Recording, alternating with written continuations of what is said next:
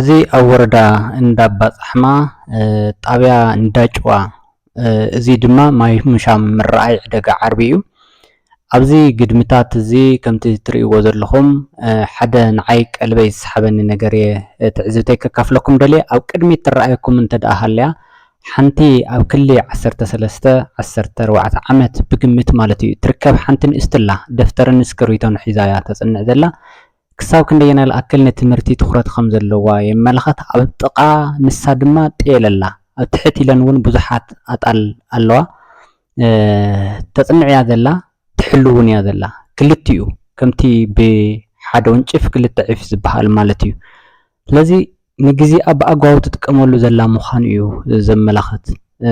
ስለዚ ካልኦት ንወለድኹም እውን ትኽእልዎ እናሓገዝኩም እና ትምህርትኩም እውን ከይተፃበአ እናፅናዕኹም ግዜኹም ብኣግባቡ ክትጥቀሙ ክሕግዝ ዝኽእል መልእኽቲ ካብዚ ክትወስዱ ትኽእሉ ኢኹም ኢለ ዘቕርቦ ዘለኹ። እስቲ ኣብ ገጠር እናሓለኹም እናተምሃርኹም ዝዓበኹም እንተልይኹም ተዘክሮታትኩም ኣብ ዝግለፁ ሼር ላይክ ብምግባር እውን ነዛ ቆልዓ ኣበራትዕዋ።